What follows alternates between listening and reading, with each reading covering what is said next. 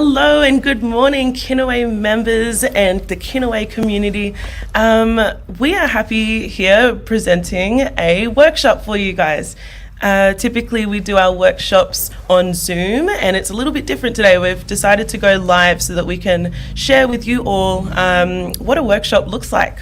So, before we begin, I'd like to acknowledge the traditional owners of the land on which I am coming to you all from, and I'd also like to acknowledge the traditional owners of the land in which each and every one of us are tuning in from, and pay respects to elders past, present, and emerging. So today we have some deadly guests here for you from Post, Brendan and Mark. I'm going to let them introduce themselves because I'm sure they'll do a much better job than I will. And I am here to facilitate today's workshop. So without further ado, let's give a warm welcome to our guests and warm welcome. And I'm going to let them introduce themselves. So let's start with you, Mark. Thanks, Katani. I've got a bit of feedback still, so apologies for that if it's awkward. Thanks very much for this opportunity. I greatly appreciate it. Really good to present the businesses. Brendan and I really thrive on this sort of stuff. We're for customers every day. But about me, I've been with Australia Post 23 years. So I'm a veteran, as they call, or a lifer sometimes. But really, it's a great business to work for. I left high school, came into Australia Post, and worked in a wide range of businesses, from retail to operations to our front line, the network to product, and then into sales. And now I sort of sit in a hybrid role with product specialist. So I'm head of product specialist, which means I have a team that represents the whole product suite that Australia Post has to offer to the market. So over 150 products and services. A little personal thing about me, I used to be an AFL umpire, so juggled Australia Post with AFL umpiring, and sort of kept us up. I don't have that business anymore, since I've focused on Australia Post life. So me, I'll throw over to Brendan quickly.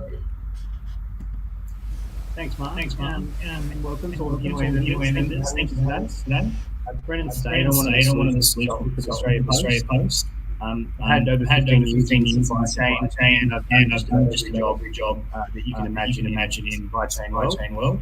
I've worked across operations, back office, sales, and more recently moved into the consulting space around sort of anything from domestic to international supply chains. I've been at Australia Post 10 years myself.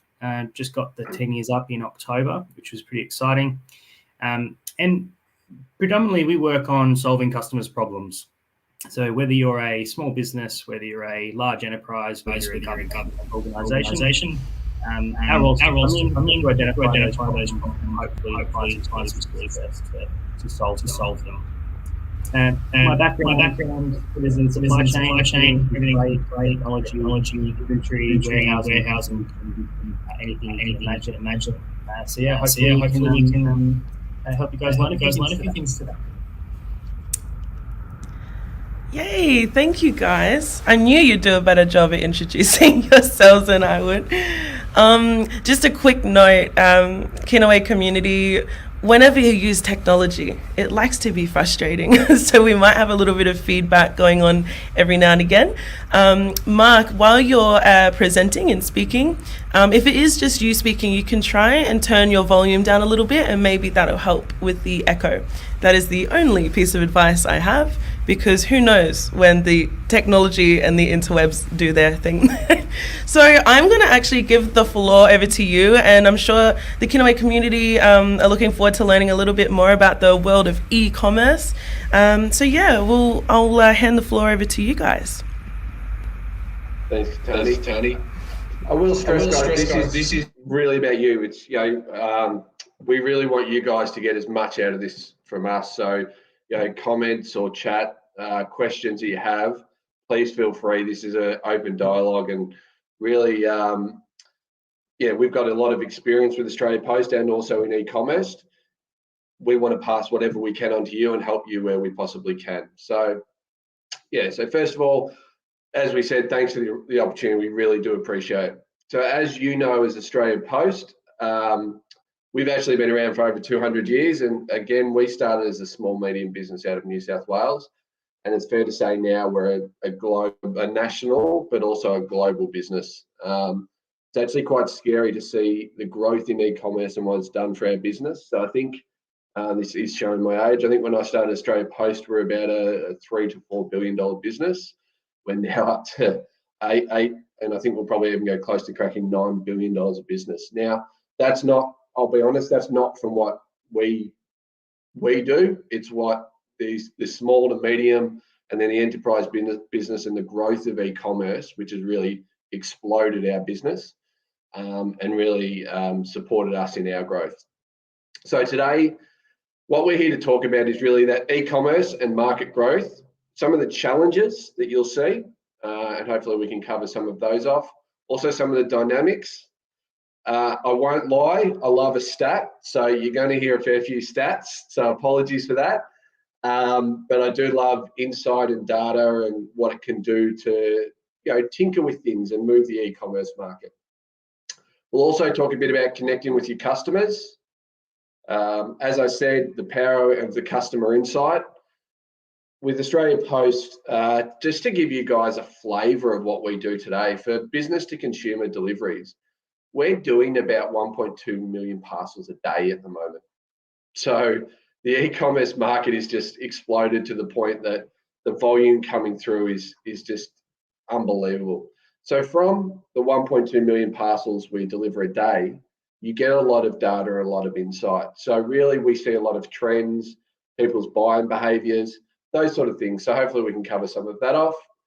And then also the consumer delivery experience. I think through the e-commerce growth, that's probably been one of the biggest aspects, that what do the consumer want and how does the consumer want to be met with that? I think the days of where get parcel or take order, get parcel, pack parcel, send it out, gets to customer are gone. People are looking for choice and experience. I very much talk of the language of not so much our products, but we have options of same day, next day, or a 2-day plus service. And then behind that is all the options for a consumer to play with. So hopefully we can cover a bit of that off today as we go through. We really want to make this an open forum, as I discussed, so we encourage questions at all times. Please use that chat function. We've got people here that will pass the questions through where they can. And we also have a section at the end where we'll open up for questions. So again, even if you want to bank them up, I'd love to be able to cover up as much as we possibly can. So I'll pass across to Brendan now.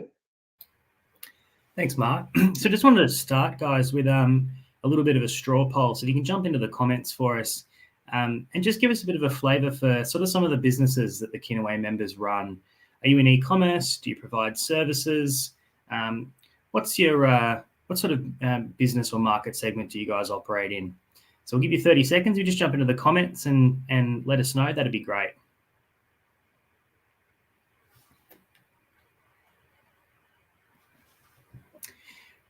Part of the reason for this is just to make sure that sort of, Mark and I have a wealth of experience, and we want to be able to tailor some of the content information that we give you today so that it actually suits the businesses that you guys are running. Yeah, don't be shy, Kinaway community. I know y'all are there. We've got some answers coming in now, you guys. But Excellent. Somebody too that would have a really good idea about some of our members and what they do is Liz, who's here with us at the moment. So I'm sure we'll get some answers coming through.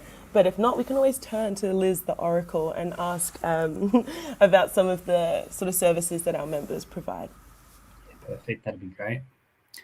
So Melissa's selling clothing via Shopify. Fantastic.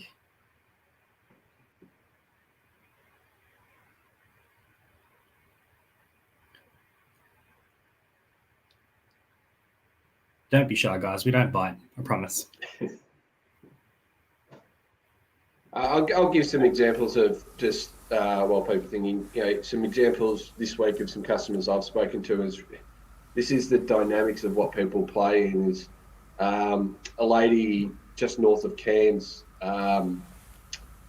was doing some education through homeschooling of one of her kids who was in prep or getting them ready for prep. And in 2 years, she's gone from what she thought was an idea with some magnets and some educational tools to now doing about 15,000 parcels a year, and is actually at a stage where she's like, help me, it's too much for me. So idea, concept, and then growth just from doing some magnets as a business idea. So continual growth just seems to happen. Yeah, the other interesting one, I don't know whether you guys, the Kinaway members, have seen it on the news lately, but utilise, those fantastic, oversized, warm, cuddly jumper things. They're based out of WA, and the gentleman who started them started only a couple of years ago, just selling via social media channels, not moving too many of them. It was a reasonably small business. And then the lovely pandemic hit, and everyone was stuck at home over winter. Cue the utilise growth phenomenon. The gentleman's now moved over $170 million worth of utilise in the last 2 years.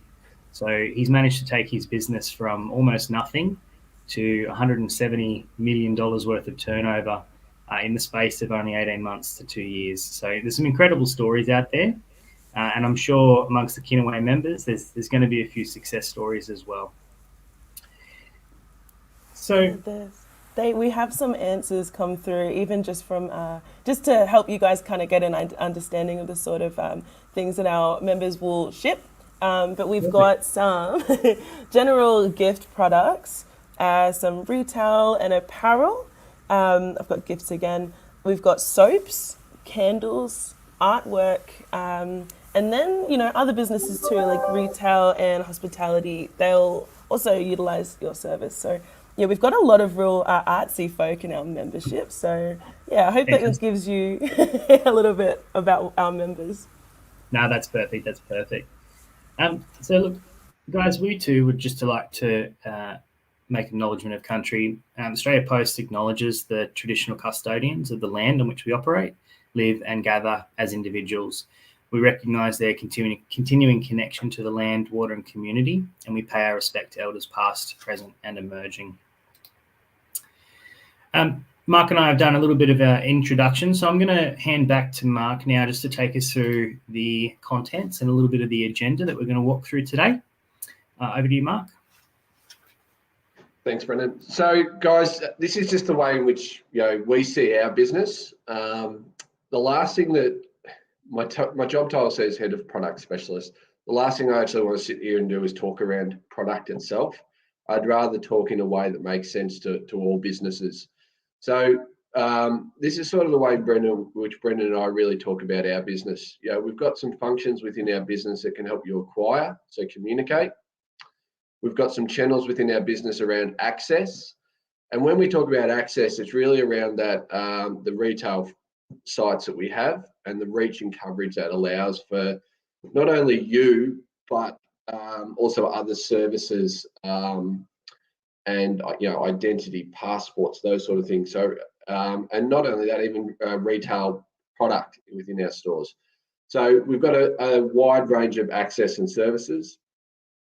When we talk around e-commerce, we've also got that middle part, which is the Transact bit. So when you think about when you take an order and a payment comes through, what does that look like and how can we support that? And we've got opportunities within there, whether you provide even just a service and how you could collect money and have a channel that supports you with that. And then finally, I always say this, but the big behemoth of us, which is that delivery aspect. So whether it be a consumer to consumer delivery, so whether I'm sending something to my mum, or whether it be a business to consumer, so that's that e-commerce growth. So you run a website or a retail store and you take orders and you need to send it to consumers, or whether you may be in the space now where you do have a little bit of a retail store and you are receiving goods. So that becomes that business to business transaction and movement. So really, I like to break it up into acquire, transact, and deliver. Our business does, but the access piece is also an area where we have a large coverage. So we'll cover through a bit of that today in those, I suppose, chapters and walk through them. And I think you'll see how they all connect within the ecosystem of e-commerce and how hopefully that relates to you. Next slide. Guys, if you have any questions as we roll through, stick them into the chat or the comment section. And certainly we're also got a email address that you can forward questions through after the presentation as well. Next slide. I've actually just seen a comment come through from Matthew. We'd love to speak to you, mate, so we'll reach out. All right, bit of text on this page, but I'll walk through it. 26 million people. So I'm starting with my stats. There's 26 million people in Australia, and they live or work at 12.4 million delivery addresses. What's unique about Australia Post is we have to deliver as part of our regulations. We have to deliver to those. And if there's something to go there every day, we've got to deliver it. Now, the word have to might sound like it's a burden. I actually see it as the biggest value add that we can do. We touch every Australian, every household, every single day. So the opportunity for us to support businesses to grow and then access people becomes massive. Whether that be, like I said, from the mail perspective or the parcels, those touch points become critical to support your business growth. So I suppose it's hard to do when we're doing a live stream, but I was going to do a raise your hands, and it's probably, I'll do it in a different way. Just have a think about all those people that have got an email address and a business email address. How many of you opened up your inbox today and there was all the advertisements in there? Katani's laughing because I think she's like, yep, I had probably 52 emails. I hate to say it, but sort of like spam emails of advertisement. Buy my product, do my product. So we've certainly seen since 2006 a huge decline in our letters environment. So year on year, we're seeing around about 8 to 9% drop year on year since 2006. So huge decline. What hasn't changed for us is we still deliver to those households every day. So our service promise hasn't changed. But what it starts to see from, with Katani's example of it, I did see her smile and laugh at that, was we are seeing a change to, obviously, that change has obviously gone to a digital or a social media environment. And that's great, right? I think people have got to have channel choice. They've got to have options. They've got to have, different ways in which they can communicate. But as part of this, we've actually seen a bit of a steadying in marketing collateral going to customers. And that steadiness is coming because it's nearly become a bit unique to get a letter of advertisement in the mail. And I think if you look at the data on the screen, it's really interesting to show. This is some independent surveys that we did. It's the under 35s that are actually can remember or are excited by getting something, which says to me, if you're over 35, which I am, you can tell because I don't have any hair as well, but over 35s, I think they attach mail really to getting a bill or a fine. So that's where they're used to getting something in the mail. But what we've found is with the balance of mail still going out, it's 8 times more likely for someone to remember a mail piece over an EDM, what we call an EDM, so that email advertisement that comes through. Or in a social media sense, you're watching something for 8 to 30 seconds of an advertisement. And with a mail piece, it's 8 times more likely to be remembered because most people bring it into their house and it'll sit somewhere. So people walk past it, they get reminded about it, they can, pick it up, take up the offer. So we actually still see a bit of power. Now, I'm not sitting here saying mail's the channel to use. quick everyone jump back on board. I think it's about that balance. I'm quite respectful in that, you know, there's options out there, and it's about just having that balance. And it'll come through in the themes that we're talking about today, is just really around that consumer want and need, and understanding your buyers and which is the right channel to work through. So when I look at from our business what we can offer, it's really around two sort of options from a mail perspective. And it's around re-engaging lapsed customers. It can be a channel in which you use customers through an email or a social media, and you probably haven't seen them purchase lately. Trying mail could be a way of finding those lapsed customers and re-engaging them and giving them an offer, a personalised offer that you can do that through. And that can be done through multiple channels with us. There's other aspects that we do have, which is targeted mail, which is around acquisition. So you can actually use it as an acquisition strategy within your business. So by that, I mean, we've got some tools here down the bottom there that says Campaign Targeter. You can actually go into, it's a free tool, and this is what I'm trying, I really want to push. What are some of the, you know, the quick and easy things that you can use? But the Campaign Targeter is actually a free tool where you can actually go in and find different markets to target. How many people live in that area, how much it would potentially cost to do a mail out to those areas, and what the type of demographic is within that area as well. So you can actually start to do a bit of research yourself. And I think when I speak to a lot of SMBs and even growing businesses, when they're starting to bring people on, they're very good at their product and what they've designed or their idea. It's around having some of these tools that you can pull from. You know, not everyone on this call is a marketing expert. So rather than go out and getting a marketing person to do this, there's some little tools that you can tinker with to support your business. So Campaign Targeter is really one of those. And as I said, then once you start to identify a market that you want to look at going to, you can then look at, you know, how much would it cost with our multiple services? You know, we've got a really low cost one, which is unaddressed, which means there's a pamphlet dropped off in every letterbox in that area or postcode, or, you know, you could do nationwide.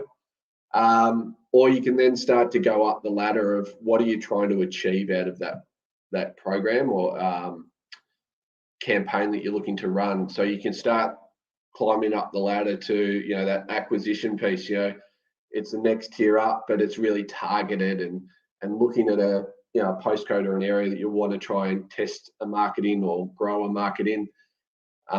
Because again, it comes back to that data piece that I was talking around. Is if you know, you know, I live in Torquay, so if you know 3228 as the postcode is a really good area for you, how do you grow in that area and do some different things? And then you can go up through relapsed customers and try to capture them back. But really the point here is, I think it's that balance of channel choice with your customers and trying different things if you haven't tried it in the past.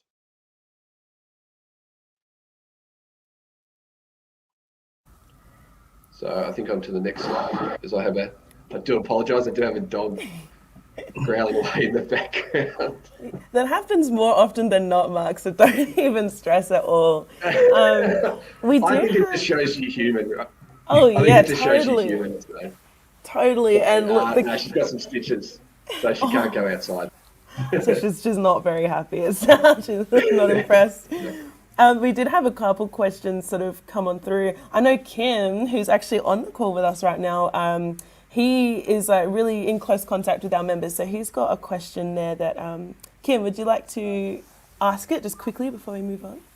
Yep. Hopefully this doesn't give you too much feedback.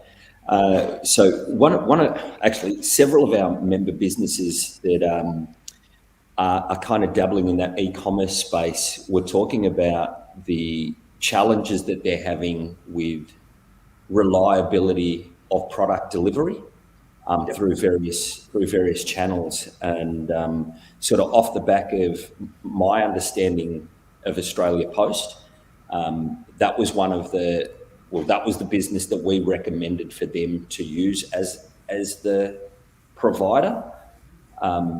Would that be correct? Is that good advice? So are you talking around from a parcels or a mail perspective? Parcels, yeah, the parcels. Some of the health and wellbeing products that they send out, and even some, cups, and I think they're gifts and the like. Yeah, so certainly, our strength is reach and coverage, right? Like I've stated there, I won't hide behind the fact that we've had some delivery issues in the last, in this recent COVID lockdown. What I would say is it's very isolated to Victoria because of our processing facilities having to be shut down at certain times. But really, our performance is still holding up very well. As I said, it's a combination of the pandemic, but also just the pure growth. If you looked at where the e-commerce central area of Australia is, it's actually Melbourne. So majority of parcels come out of Melbourne for e-commerce orders. So that's just the nature of the beast, where majority of them are based. And really, it's a lot of clothing and retail ones that are based down here and have their warehouses down here. But certainly, yeah, utilising the Australia Post channel for consumer deliveries is absolutely right. And then when we look at that business to business, that's where we introduce that Star Trek, that name as well. I think just to fill in a little bit on what Mark was saying, last year we had about 5 years worth of e-commerce growth in the space of 5 months.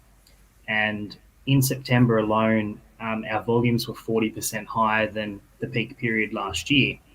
So if we think back to even just the last Christmas, there was a few less lockdowns. We were kind of emerging out of those initial lockdowns across the country, and there was a reasonably open kind of Christmas last year. You could get to the retail shops, you could travel a little bit. So we've got 40% more volumes going through our network than that peak period last year, and we're not even in peak yet. In saying that, the business has done a massive amount of investment and preparation for this peak that's coming, to the point where we've gone out and we've found 4,000 new drivers. We've done a deal with Toyota to lease some vans off them. So there's a whole raft of access to additional vehicles that we can push into the network. So we're super confident that things will start to get better. And as people are kind of emerging out of lockdown, there will be a little bit of a rebalancing back to a little bit of retail shopping, but we're fully expecting e-commerce to keep growing into the future.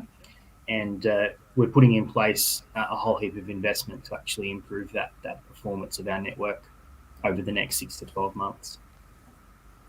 Yeah, COVID has really thrown a wrench in I don't even know the saying, a spanner in the works for everybody, even Kinaway. But thank you guys for taking time to answer that. I will try and pop in with questions, hoping that it's couples with your presentation as well. So I'll let you guys keep going, but thank you for that. Beautiful. So when we go back to the earlier slide, that was just really in that acquire space. So really just giving you a breadth of, some of the different tools and things that we have to support businesses. If I then go into the access and transact area here, this is where this is my sweet spot from a stats perspective. So sorry, you'll see that come through. I love the fact that we have 4,300 post offices. The average Australian is 3.5 kilometres from a post office. So accessibility to our retail stores. So I think Kim's question around that e-commerce, if someone's not home, the average Australian has to travel 3.5 kilometres to a post office to go and pick up that order, that e-commerce order that they ordered. So it's the convenience. So you hear me talk around that convenience, that becomes so powerful as a support mechanism for a growing business. The last thing you want to do is have customers calling you, and I think Brendan's got a really good stat later on, but customers calling you saying, where's a parcel? Oh, I've had to drive 50 kilometres to go get it. That sort of experience becomes critical when you're looking for a partner.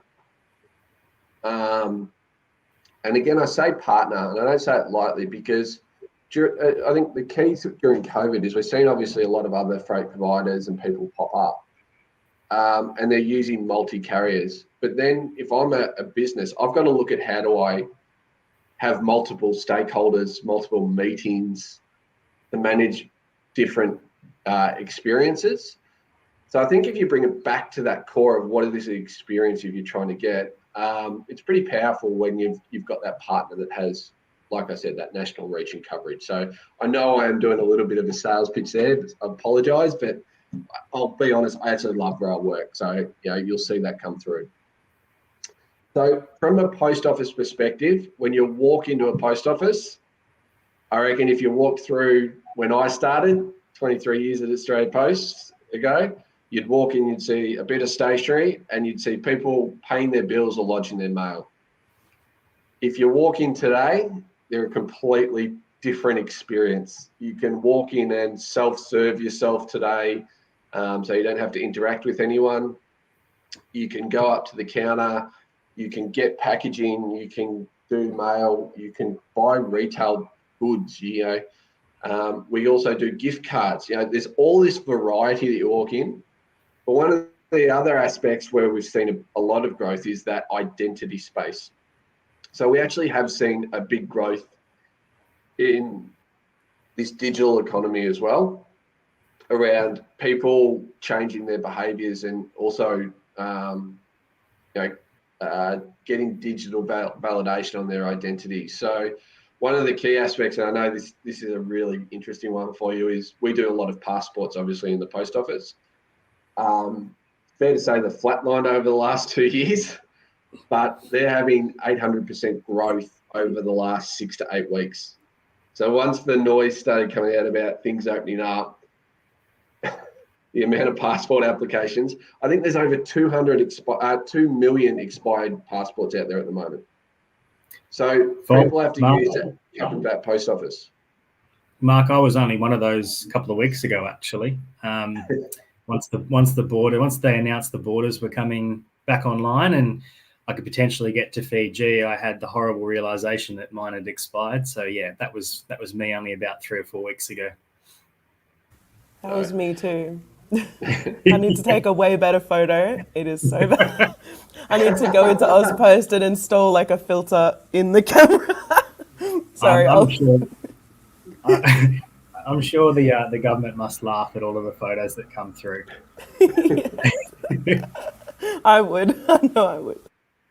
So another aspect of our business and I know I'm not so much in the e-commerce space, but it's just to give you an understanding around the capability, is the bank at post stuff that we've done. So you would have seen a little bit in the media around that. Really, that is actually supporting small businesses. So we're actually seeing a lot of banks close down in regional and remote areas. And what that means is your small to medium business or any business that needs to do banking is limited for their choice. So really now we've opened up that asset of our post office because we don't close post offices. So it's really around how can we help businesses do what they need to do to run their business, and banking's one of those. So we're certainly seeing a growth in that aspect. And really it's about giving those regional remote areas that opportunity to be able to do what they need to do to run their business. So that's a little bit of a side bit that we do to e-commerce perspective. But really, when I look at this transaction space, so I've covered off, the identity, the retail, our footprint. But really, when you're in an e-commerce environment, it's all about, and it sounds bad, but it's all about collecting the money as well. So you need to be able to make it simple to process. And when it comes to that, I'll break this up into 3 aspects. One is we have post bill pay. Really, that's if you provide a service, and I'll put it into you get your gas and electricity bills and you have to pay that. Normally that's done through, there's a high chance it's done through a post bill pay environment. So if you think about it, if you run a business here that provides a service to someone, we've got a channel there that we can help facilitate that. So rather than you having to go out and follow people up with invoices and things like that, we've actually got channels to make it easier. And then if I pair that back to the retail, it's not far for them to go to a retail outlet to go and pay that for you. And then we transfer the funds internally back to you. Then in a pure e-commerce environment, we've got two products there from a Secure Pay and Poly. They're really gateway connections. So you can imagine it's connecting you with your customer, and it's providing funds to go through a secure network. So credit card details come through, but it's really just collecting the funds. It holds it in a safe place and then releases it once the goods are released. So we're up against people, and you'll see in this space, and they plug into Shopify and things like that. But we're up against Braintree, I'm trying to think, Stripe, those sort of payment channels in this space. But it's really, we've got that option to support you. And then it comes back to what I was talking around that one provider. It becomes pretty powerful if you only need to meet with one supplier and say, all right, this is what I need you to work on. This is what I need to solve for. And then you can actually manage that relationship going through. So it's pretty powerful that we've got those opportunities to do that with you. But certainly from a Secure Pay and Poly perspective, we've seen a lot of growth through e-commerce because, again, we are linking into e-commerce, but they will have other aspects to their business as well. You know, we do a lot of, we pay a lot with taxi companies, betting agencies. So transferring those funds really is a big part to the e-commerce landscape. And I think it really becomes, for me, it is actually the big connector.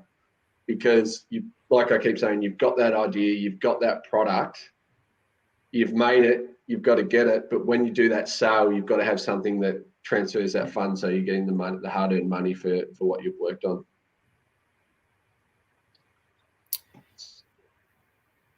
Elizabeth, will you ever do an afterpay or open pay options? Very, very good question. And I would say, yes, it is in product development at the moment. So we are looking at all options, and whether that even be through a partner channel as well. But probably the biggest aspect, like your business where they're growing, we're growing as well, and we've got to be nimble and work with what market demand is. So for me, nothing ever goes off the table. It all becomes around insight and what the customer need is. And if the customer need and demand's there, we'll obviously look at it and see what we can do to play in that space. So yes, I would say it is something that is being investigated at the moment. Elizabeth's also got another question around international posts and how tracking can be improved. You're right too, Elizabeth, that they often can go into a black hole. The international postal network's incredibly complicated, the way all of the different parts and connect together. So probably the easiest way to answer this question is there are a series of different products that are available. At the very sort of cheap end, the traditional mail style product is untracked, and that, you know, it's developed to be at a particular price point and to be cost efficient for e-commerce businesses sending product overseas.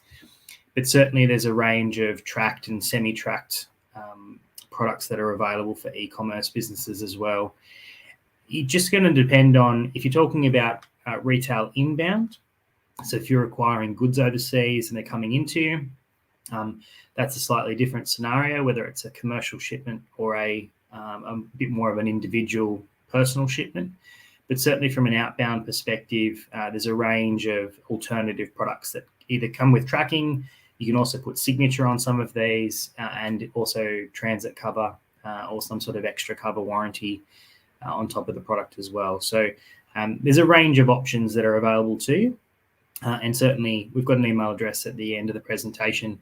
If you've got any questions, please send them through and we'll do our best to answer them for you.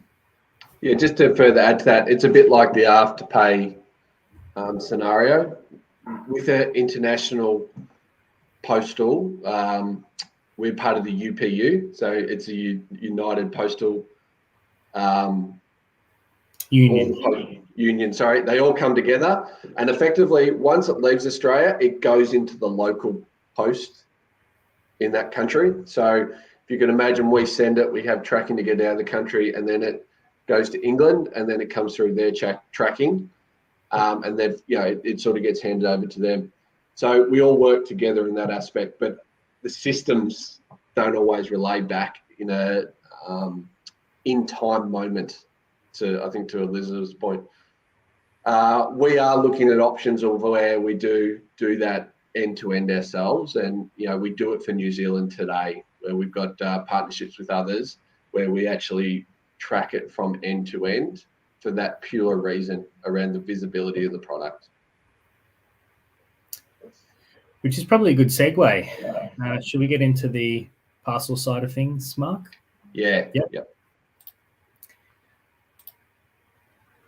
All right. So, guys, unfortunately I'm a little bit of a parcels and freight nerd, so apologies in advance. But when we're talking about distribution and particularly e-commerce supply chains and e-commerce distribution to your customers, it's really now being driven by customer choice. So consumers are out there, they've gotten hooked on the express post next day shipping. They've gotten hooked on things like free delivery. And these are all really important features that you need to consider as part of your e-commerce strategy. But as business owners, you've also got to balance out the cost versus the consumer need. So we keep hearing from our different surveys and some of the independent research that we conduct that consumers want a few things from their delivery experience. They want choice. They don't necessarily need a Macca's menu with 57 different options on it, but they do want to feel like they're in control of the experience that they're going to receive from the merchants that they buy from. They're looking for convenience.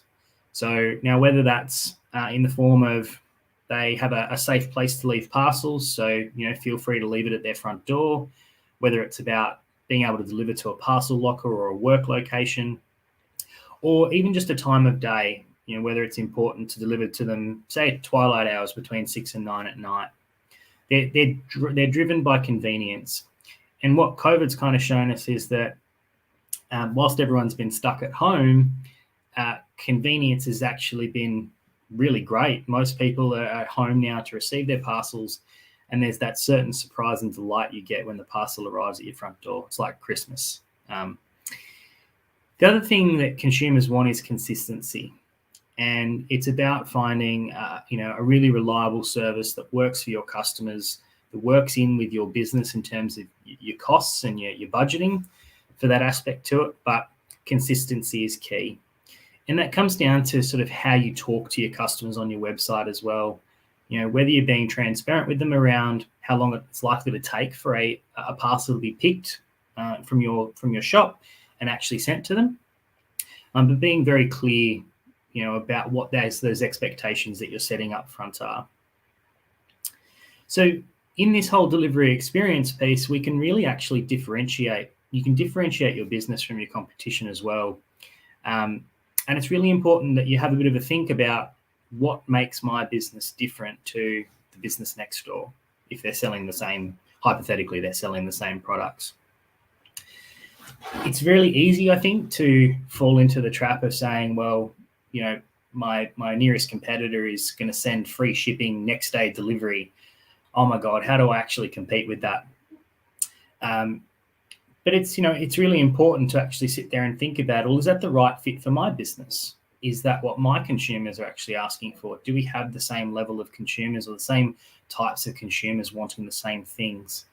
So you hear it time and time again. I can't tell you how many businesses have come to me and said, oh, but so-and-so offers free shipping and I want to do that, but I can't make the math stack up. It's probably because they're actually thinking about different ways of using that potentially as a marketing tool or as a tool to actually bring customers in the door. So it's really about how do you find the right approach? Well, there's a couple of ways to actually look at this. If you want to grow, and everyone wants to grow, it's really important that you find some time to actually step away from your business, from actually the day-to-day doing, and spend a day or 3 days or even a week working on your business. Finding some time to actually get out of the daily grind and say, okay, what am I doing well? What am I not doing well? What are my customers telling me that there's some gaps in my offer? And how do I actually go out and find a partner who can help me fill those gaps? So I just want to talk you through some of the sort of the growth approaches and how to scale. First one is about right-sizing your business. There's a lot of particularly small businesses that I've seen who, they're new to the market, and they're still trying to work out how best to manage things like inventory. How much stock do I need? Do I need only a few weeks, or do I need to have 3 months worth of inventory sitting in my garage or my little commercial building, wherever you're operating from? What kind of assets do I have? Do I really need to go out and hire, 15 staff in my warehouse? What if I go through a quiet period? What are those staff going to do? Some of you guys might have heard the saying, sweat your assets. It's really important in the e-commerce space, because in e-commerce, the freight and logistics piece is actually a fairly large component of your business costs. So making sure that you're sweating the assets you have at your disposal is really, really important. And then right-sizing around your distribution as well. So, what other options are available to you out in market? Can you partner with someone? If you're struggling to get product out the door because you're running it from the spare bedroom in your house, is there a 3PL or someone else that can actually help you take some of that work away from your day-to-day and allow you to actually work on the business? You might be more comfortable acquiring customers and marketing your business. Therefore, let the experts kind of handle the distribution piece for you. So right-sizing your business, making sure you've got the right amount of stock in the right places at the right time, that you're sweating your assets, whether that's labor or whether it's employees or whether it's technology, making sure you're sweating those assets, and then looking for partners that make sense for where your business is in their growth phase. You also need to be making sure that you're choosing the right channel and the right products and services to lodge through too. As Mark mentioned a little bit earlier, we have over 150 odd products and services at our disposal, and it gets really confusing trying to work out which one is the best fit for your business. So spending some time sitting down with a trusted business advisor or engaging with Australia Post to actually understand what are the right products and services, and the one that you're using may not necessarily be the best fit for your business. When we're talking sort of freight lodgement, there's a couple of ways to think about those products and services too. You can think about, do I want price certainty? Am I looking for a product that kind of helps me budget and it's kind of set and forget? So am I looking for something that's just a flat rate shipping, or it's based on a set size and I know that every order that comes through is going to cost me $10? Or am I looking for a bit of price flexibility? I know most of my customers sit in the metro area, therefore I'm looking for for a cheaper metro price rather than a regional price. So what kind of channel does your business actually need? And we've got, at Australia Post, we've got a few channels that are available to you, depending on your size and your requirements. So a lot of you guys on the call today might be using My Post Business, which is really geared towards our SMB, our small medium customer segment. And in My Post Business, it's very much a self-serve business model. There's flat rate shipping. You can book a pickup. There's no minimums, and you can get online and trading in about 5 minutes once you go through the registration process. But a few of you might be sitting there going, actually, I might have outgrown the My Post Business channel now, and where to next? Well, the next step up is to move into our contract customer space. So these do come with some minimums. There's roughly 2,000 parcels per annum to qualify for a contract customer, or to qualify as a contract customer, I should say. And really, this is the space where some of the products and services get a little bit more customizable, get a little bit more flexible in the services that you can offer, whether it's twilight delivery, whether it's a safe drop or an authority to leave, or even whether it's a difference between, say, a consumer, or if you're selling as a wholesaler into businesses, you can choose the right freight channel to access our Star Track services if you operate more in that wholesale space. Across both the contract spaces, you've got a range of speeds that are available to you. So you've got a same-day service, you've got the next-day service, which is our overnight air freight service, and then you've got our day-deferred service, or 2+ days. Traditionally a road freight style service. So, it can be really important to sit there and think, am I actually on the right channel? Like, am I using the right products and services? And certainly, whether it's through your account manager or through our contact centre, Australia Post is there to give you the advice that you kind of need to help you navigate through that space. Yeah, Brendan, I was just going to say, a question came in about, can we expand on the sweat the assets aspect? I think that last bit that you finished with there is actually critical. If you've got an Australia Post account manager, that's an asset that I would say you're not paying for. Bring them in, get them to work in your business and embed themselves in your business to understand it, that they can help your business grow. Right? So that when we talk about sweat the assets and what you have at your disposal, if you're in that environment where you have an account manager, invite them in. Give them your challenges, give them your problems to see if they can solve it for you. That's what we talk around sweating the assets or what you have today. Even as Brendan was saying around and other assets you may have, it's other business consultants that can come in and do that, or utilising the 3PLs of the world, as Brendan was saying, if you've got an asset that is part of your business, trying to use it as much as possible, grind as much out of it as you possibly can to optimize or improve your business. I think when you go into business, we sometimes do our thing, but we actually forget about all these other people that are involved in our business, and what can we do to utilize them to help me? I got a really good quick. I'll tell a really quick story, Mark. So a few years ago, I was helping a community of e-commerce businesses who are operating out of an old wool shed, and it was set up as a little bit of a creative hub. Businesses being able to share ideas and information with each other. But being a wool shed, they also had a series of little, very similar to like a storage, like your Kennard storage style model, where little commercial spaces where you could run a little bit of a pick pack operation out of. Anyway, while I was sitting there and just working out of there one day, there was a lady who was running a music merchandise business, and she was kind of whinging or having a bit of a complaint to another person at the community about how hard it was to actually simply produce a shipping label. She was spending 2.5 hours every afternoon handwriting out addresses onto prepaid satchels. And it kind of piqued my interest. And I went over and I sort of asked her what her challenge was and what her problem was. And she's like, every afternoon I have to sort of stop managing the orders at about 2:30, 3 o'clock. Otherwise, I won't get the addresses written out in time. And we kind of sat down and we spent about half an hour just sort of working out what system she was using and how she was going about it, and found a nice little app that worked for her e-commerce site. And she basically got 3 hours back in a day. So, in that instance, the asset she was sweating was the colleague that operated out of the same building that she did. And also, having access to myself on that particular day. If I wasn't working from that site, then maybe she might still be handwriting those addresses. But there's always help available. It's just a matter of asking.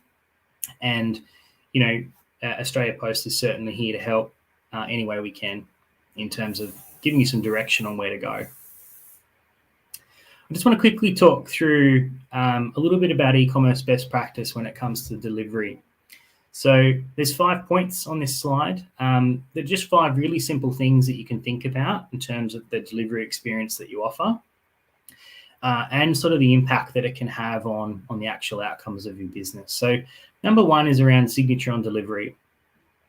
The one thing COVID's taught us is that more and more people are going to be home now, and people are generally pretty comfortable being at home to have their parcel left on the front doorstep. If you've got a really good track and trace system, then we can ping an SMS or we can send an email saying, yep, your parcel's been delivered, it's outside. And certainly during COVID, I sit literally just outside my front door. It's behind the wall that you can see behind me. And I've got a dog too, so she works as a doorbell. I know when the delivery is being made outside, but it takes me literally 10 seconds to pop out the front door and pick up my package.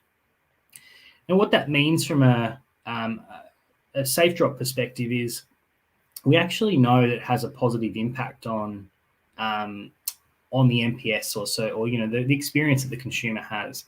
And the reason for that is that if you've got a safe place to leave a parcel near your front door, then it's actually more annoying if the parcel requires a signature and you're not home for you to have to go down to the post office and pick it up.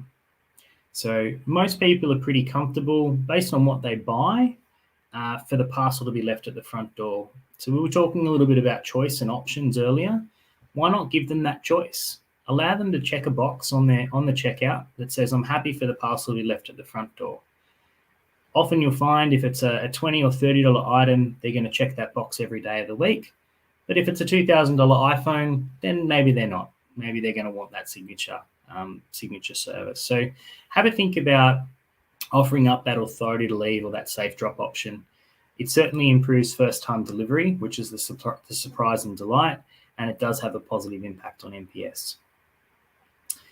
And just on that, Brendan, our way of sweating the asset from Australia Post, right, was we changed to new scanning systems, right?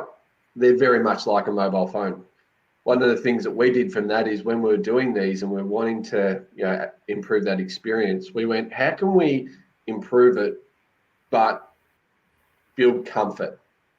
So every parcel that's safe drop now has an image. So we take a photo of where we leave it. So that if your people call our call center, we can say, oh, I've got an image here. Have you got a pot plant out the front that has brown around it? Yeah, go and look behind that because that's where our drivers left it. So that's our way of going, you know what, how do we improve customer experience, but also sweat our asset that we have and our driver being at the door and taking that photo. Takes 3 seconds, but just enhances that experience. Yeah, spot on, Mark, spot on. I was out volunteering in the network myself actually a couple of weeks ago, and there's a nifty new feature that it was raining, I'll admit, but when I went to go pull up the information on the parcel still sitting in the van, it actually knew that I wasn't directly outside the customer's address. It actually knew I was about 20 meters down the street. So, the handheld scanners are some amazing technology. It looks like we're also now capturing to make sure that we're at the right address as a delivery driver on top of that photo capture at the same time. So the interesting stat around signature too is most people would think, but if I don't get a signature, it's going to result in more theft. I can tell you that we've done an analysis across our entire business, and the increase can't actually even be measured. It's about 4 parcels in every 100,000 that get delivered. So it's a tiny, tiny, tiny fraction of 1% in terms of the extra risk. So there's nothing to fear about safe drop. Consumers generally love it. And like I said, it's about offering up that choice. Allow the consumer to make that selection at checkout. Which takes us to point 2, which is all about giving the consumer some choice. Provide a bit of transparency, tell them up front what they can expect and allow them to choose the kind of experience that they're looking for. So what do we mean by that? Well, customers love control. Everyone loves to be in control. People are generally uncomfortable when they're not in control. And it's the same thing with consumers around their delivery experience. If you give them just a little bit of control, even if it's a choice between A or B, A being a normal standard service or B being a next day service, consumers can make the choice on the experience that suits their needs at that point in time. So, making sure that you provide that choice up front and be transparent with the expectations. If it generally takes you 3 to 5 days to pick some goods out of your warehouse, tell them that. Most consumers are okay if they're being told up front what to expect. One thing that does do is it actually reduces the overall contacts into your call center as well, or to your customer service department. So if you're being transparent and upfront with the length of time it's going to take, 3 days to pick, 2 days via Australia Post to deliver, the customer knows it's 5 days. If you don't tell them that, you may get a call after day 3 or 4 saying, where's my order? When can I expect it to occur? Certainly across our business, I think, Mark, and correct me if I'm wrong, the latest figures were at about $9.80 per phone call into our contact center in terms of a cost to our business. So that's an enormous place, or a place where you can look to enormously strip some cost out of your business as well. Actually, it's a shared cost actually. So the $9.84 is if your customer calls you and then you call us, it's taking up about $4 of your time, $4 to $5 of your time. There you go. So weigh that out around the experience, and that, I think, you talk about hidden costs within your business, that's a significant one. Spot on. So point number 3 is about sharing details with Australia Post as well. So when you lodge freight with us, there's space on most of those kind of consignments to put the customer's email address or mobile phone number. And what that does is it allows us to actually make sure we're in contact with the customer in a proactive way. So as their parcel moves through our network, we can tell them where it is, whether there's a delay, whether there's any sort of impact to their experience. We can actually be upfront and tell them that there's a challenge that's coming, or help to sort of reset their expectations around that. So sharing that information up front, really, really important. And in fact, there's a little bit of research that's coming out now that says that there's a little bit more trust if the tracking messaging is coming from the carrier as opposed to from the merchant.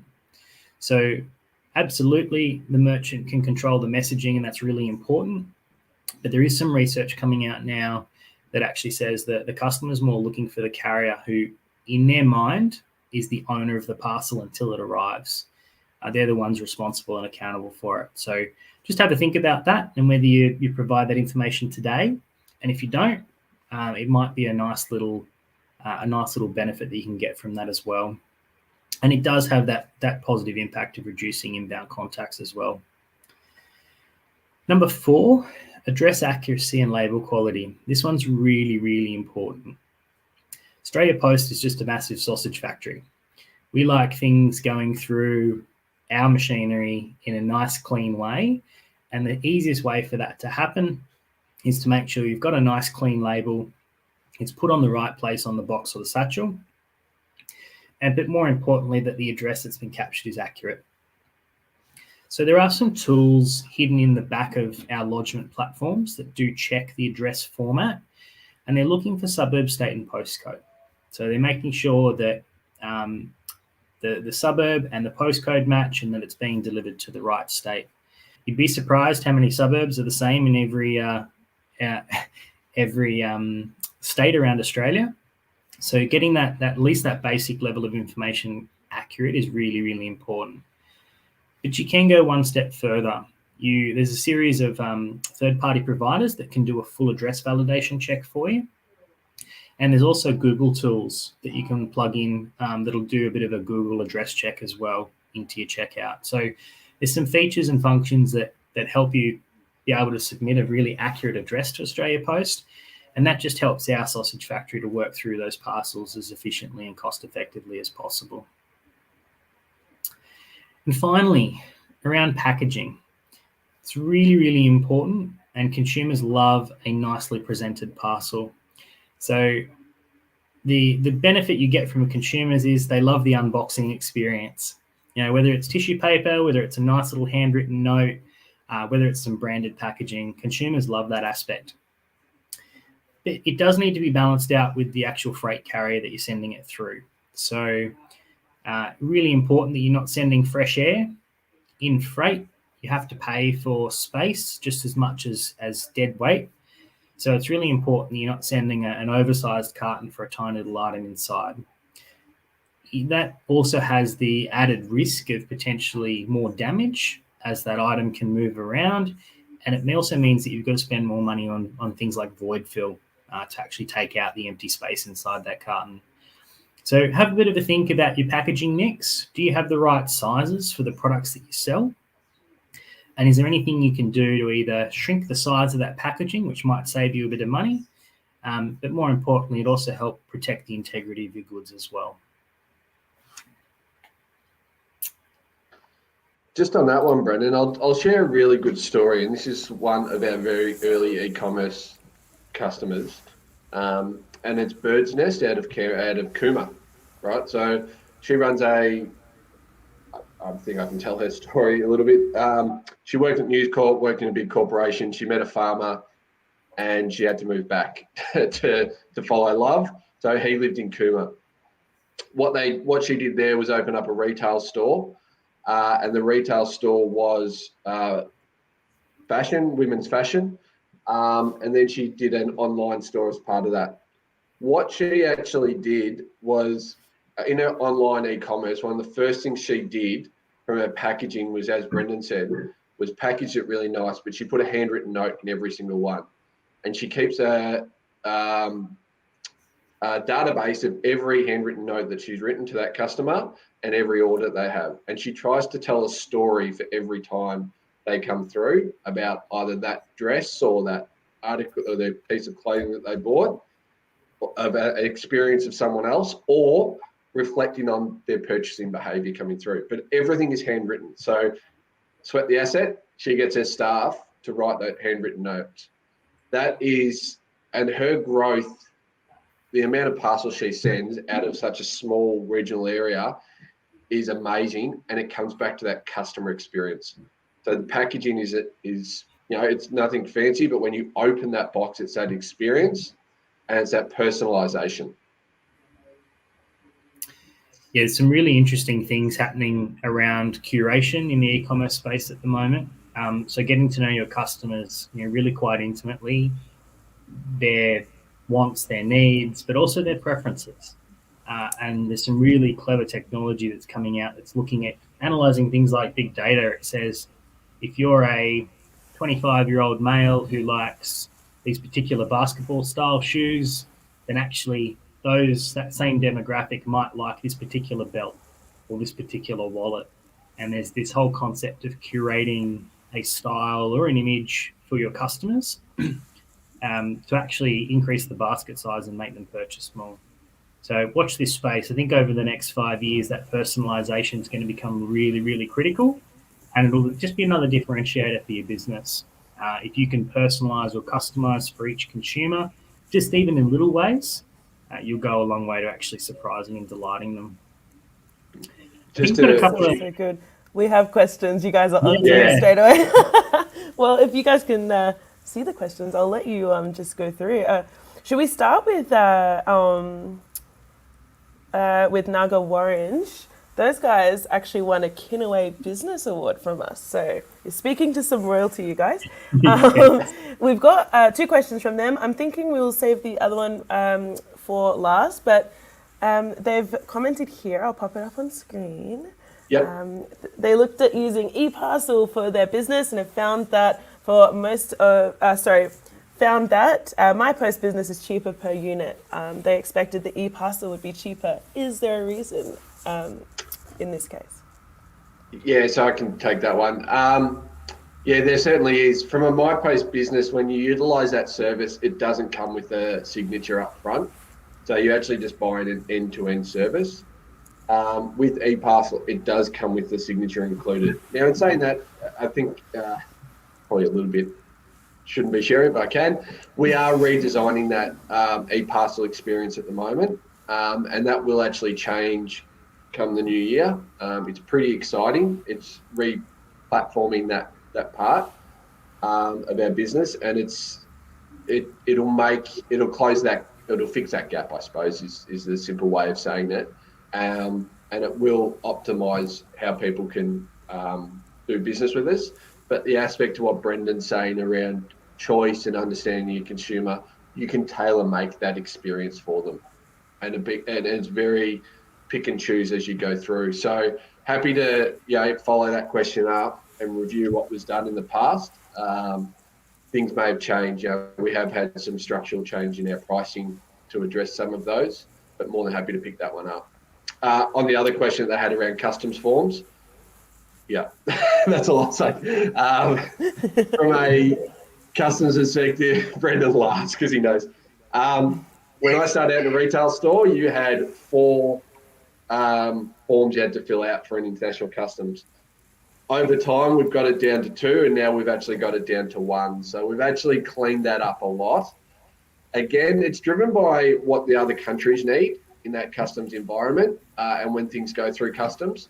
So it is something that we are addressing. And as I said earlier, one of our products that we're developing at the moment in the international space is really looking to take that away. So what we're trying to make it is as similar to the domestic experience as what you have to the international experience. So trying to make it that it's automated and seamless for you to do. So it's still there a little bit today, but what I can say is it's definitely a priority to fix.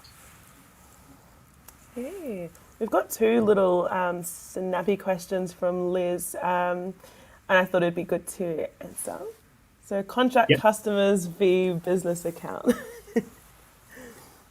So, a business account is effectively just in our world, it's a credit account. So, it's Australia Post extending a little bit of credit to a merchant, allowing you to get an invoice once a month. I think it's once a month or once a fortnight. Sorry. Allowing you to get an invoice so you can pay the bill after the fact. So contract customers, Elizabeth, you are right. They do operate on business accounts mostly. Unfortunately, at the moment, there isn't a way to pay by credit card on our contract customer setup, but it is something that's consistently reviewed and looked at from the business over time. So, contract customers are the same as a business account. They do require a bit of a credit check up front, and in order to access that particular service. Beautiful. I'll just give you one last one and then we can move on because I don't want to keep you guys too much longer. I thought this one was really good, and I personally would like to know the answer too. So if you handwrite the address, does the shipping take longer? The short answer is it doesn't take any longer, but it is harder to process. So we have some really, really clever machines, and I'm not sure whether the members are familiar with the term OCR, but it's optical character recognition. And it's basically a piece of software that tries to read handwriting. So when items go across our sortation belts, there's a series of kind of preferences. They like seeing a barcode first. And if they can see the barcode, when you create a shipping label in one of our systems, the barcode actually includes the postcode embedded into it. So it helps our machinery sort the parcel. Some of you may have even seen our e-parcel labels, which now have a little QR code looking or 2D data matrix barcode on them as well. And that goes one step further and can actually embed the full address into that barcode itself. What that means from our business perspective, we've got a section of our machinery that allows or can do a really, really deep sort down to an individual posties run. So we can sort parcels down to a single human's 400, 600 addresses in his delivery run. Really, really clever, but it is dependent on the right information being inputted up front. So if you are handwriting the address, it'll still go through.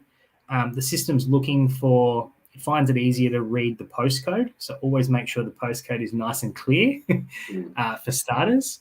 But we also have a team of people sitting at screens manually keying in those postcodes for any time the machine actually can't read it through the software as well. So it doesn't take longer, but it does actually incur a little bit more processing time, a little bit more cost for Australia Post for our systems to actually read those address labels. So if you can print them or you can lodge through one of our systems, that'd be fantastic. Yeah, just to give you an idea, through our Melbourne parcel facility up the road from me, it processes 35,000 parcels an hour. So if you could imagine this belt running, and it's just got parcels, and it's going at a fairly good speed, isn't it, Brendan? It's really about 35 kilometres. I think it's about 35 kilometres an hour. So if you could imagine, it goes through a machine, it's got to read it really quickly. So if the handwriting's not legible, it does become a challenging aspect. Question here from George was, what is the future vision on retail Australia Post stores? Great question. We've got aspects of our business where we've got the corporate outlets, which obviously we own, and then there's licensed post offices. So they're no different to like you are. They're a business, and they sell Australia or do Australia Post products and services as part of their business. So whether that be part of news agents or they may just have it as a post office. So we're always looking to see what we can do from that servicing Australia and the community aspect. So what can we do to utilise those post offices to help Australians either communicate or do e-commerce, or even just do identity things? So like I said before, we're growing aspects of our business through identity, such as, in Victoria, we do WorkSafe checks for their licenses. So people come in and do identity checks, we do the forms with them, and we process them through. Another example of a newer product that we've had come out is our workforce verification. So if you were to recruit someone, you can actually do a police and visa check on those people, utilising our post office to come in and check that aspect. But the other aspect that we're really looking at doing with those licensed post offices, and it's a big program going on at the moment, and we're investing in them to understand businesses, so understand the small to medium businesses. So if you do go into a licensed post office and drop off parcels, they're going to become more than that. They are actually going to become that more consultative, help you grow and know more and more about our products and services to help educate you as well. So we're utilising, comes back to, sorry to say it, but that's what the asset aspect. Those retail really become the central point of some communities. So how can we utilise them to help you and help that area grow and help that business go to the next level? So we're going to use retail stores in that way to support small to medium business as much as we possibly can. Perfect. I think this comment encapsulates my thoughts too. Wow. Thank you guys for taking some of those questions. No problems at all. Well, we've only got one more slide left, and it is a bit of a passion project of mine. So I want to talk the Kinaway members through stepping outside of your business and conducting reviews. So it can be a really, really powerful tool. As I mentioned a little bit earlier in the presentation in the live stream, making sure you give yourself time to get out of the daily grind, picking orders, preparing parcels, and actually spend some time thinking about the business itself. This one's talking about preparing for peak, but the same principles can apply at any time of the year. So it starts with, what have we learned from the past? What was last peak like? What was last Christmas like? What are some of the challenges that I faced last Christmas? And is my business the same now as it was last year? Do my customers want anything different from me? Do they want different speeds? Do they want different choices? How did my returns policy stack up? Was it on point? Did I make it easy for my customers? Did I make it more challenging? Actually spending some time to think about the impacts of the decisions that you make from a business perspective and what those impacts are on the consumers that you're servicing. So you can sit down and think about these things and then put a bit of a plan in place.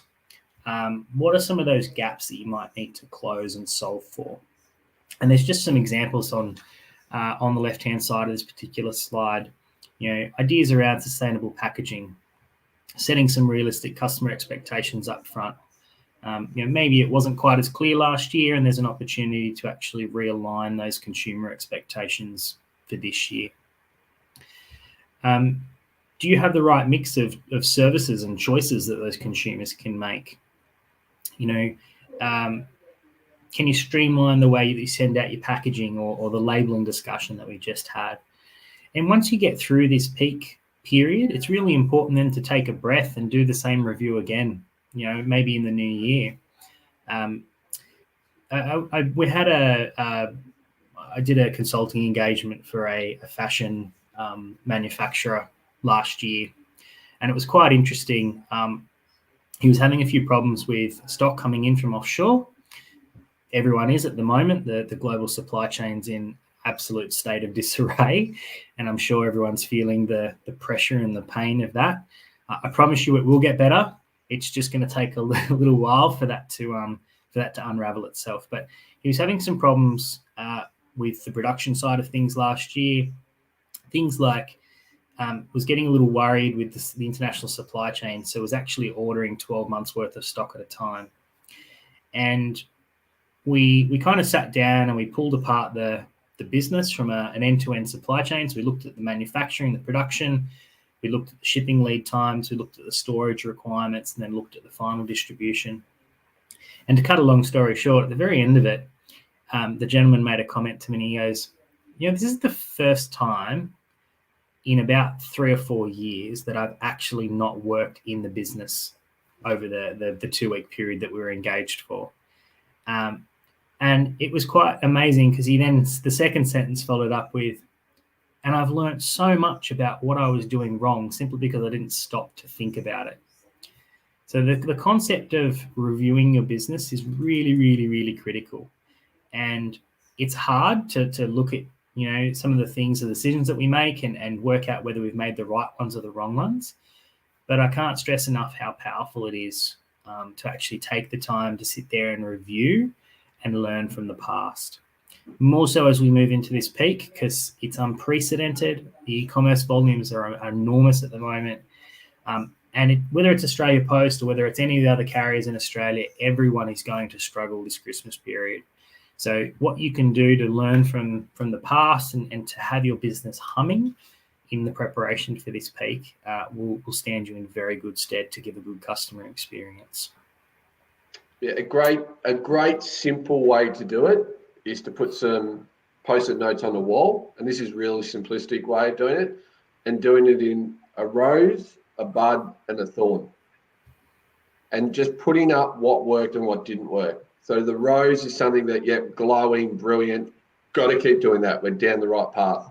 The bud is something that you tried or something new. What are some of the new ideas that we could keep continuing, thrive on bringing that more in? And then the thorn is, well, I just got to cut it off and get rid of it. So make the call and get it out because it just wasted too much time and it hurts too much. But those are just some of the little techniques. I'm talking when Brendan comes in, he does, he can do all levels, but that's just, I've seen Brendan do that that way of doing it. And it just really unpacks everything. And it gives you a starting point to just have that reflection, because then you can start to go, all right, now I'm, out of the business, looking back in, and you can get your team to be part of that, because then you actually start to get that open, honest discussion and difference of opinions. And it actually does just take you forward. And it can be uncomfortable. I think Brendan and I both had times we've done just internally to our own teams. And I think I did the other day with Brendan, and it was an uncomfortable conversation, but we walked out and went, how good's that? We're going to leave that in the past and go forward with this. And it's a really good way of looking at it. Absolutely. It's challenging to turn the mirror on yourself, but it is a really, really useful skill. And, from my perspective, from a supply chain angle, we can only get better by looking at what has worked, what hasn't worked, and then seeking out the right advice to make better decisions in the future. So I think, Brendan, you've got a bit of a referral or where people can go for queries. I encourage you to send through. We really want to support you guys where we can. I could honestly sit here and say I could talk all day for you guys and tell you all the little nooks and crannies. Like, I'm just sitting here in my head going, Brendan, we didn't even tell him about what we're doing with parcel lockers to enhance his experience and that sort of thing. But we could sit here all day, but really you can see the email addresses on there. We'll support whatever comes through. We'll take away the questions today and even come back to Kapani with some answers on those, a bit more detailed answers. But also I think there's a lot of good reading. So once you get through this peak period and all the e-commerce goes out, we've got some really good white papers and some insight pieces that we'll share with you that I just really encourage you to take that time to look at it. One of the best ones that we do is the e-commerce report that comes out quarterly. It's a lot of data, but it tells you about industry growth and what customer experience is seeing, and just taking the time to put that in your diary to spend half an hour to read through it, you're going to get some great tips and tricks out of that. That will actually go, oh, that's great, or maybe I should try this. So we've got a lot of assets that are free. So that's what we want to try and surface up to you guys. It really just help you and inform you and give you a perspective. So good, you guys. I really love this this workshop. I feel lucky that I've been able to sit here and learn from you guys as well. We do have, you guys can probably see some comments probably would be best to be emailed through to you guys.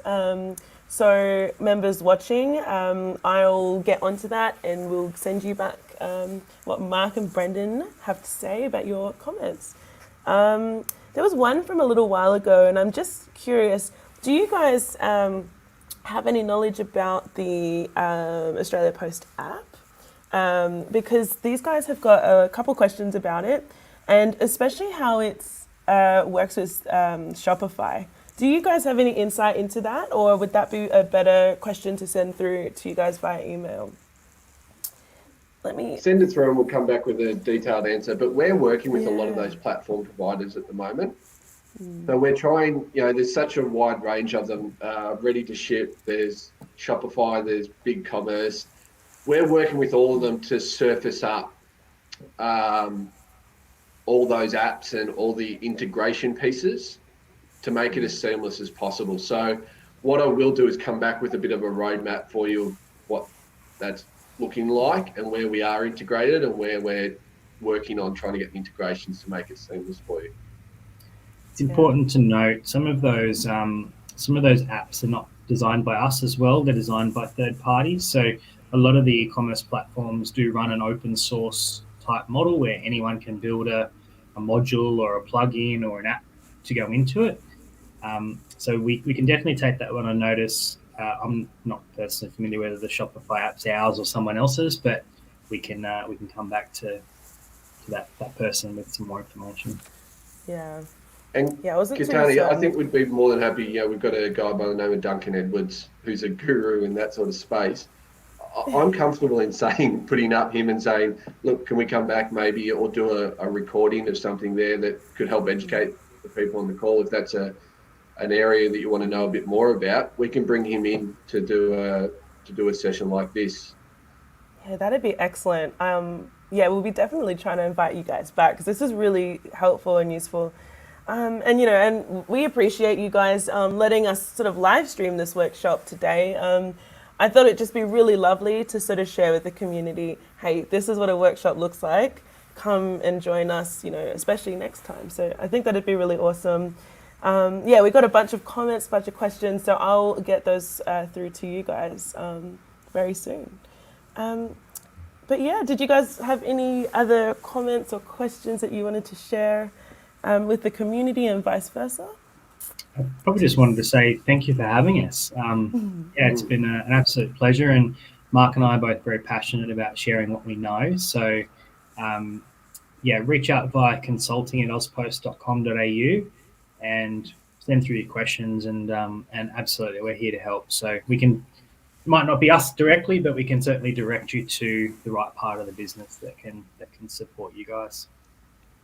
Yay. No, it was such a joy having you guys. You can feel the passion as you're speaking. So, on behalf of the community and Kinaway, thank you for coming and joining us today and sharing your knowledge and expertise. Like we've spoken about, Kinaway community, we'll provide this email address and some of these links for you in the description of this video. So I'll get onto that one once we wrap up. Thank you, Brendan and Mark. It's been excellent. I've really enjoyed it. I'm sure the community have. If you guys watching, if you wish to catch up on any webinars or discussions, and even future workshops that we'll hold, keep an eye out on our Facebook, our YouTube, all of the social medias, which is typically found in the link in our description of any social media. So make sure you go and familiarize yourself with that stuff. Just wanted to remind you guys that we still offer all the same support services, such as 1-800-KINAWAY. So make sure you check that one out if you feel you need to. But yes, this draws today's workshop to a close. So thank you guys for joining us. And we shall see you next time. Thank you guys. Bye. Thanks, bye, guys. Bye, Brendan. Bye. Yeah. Bye.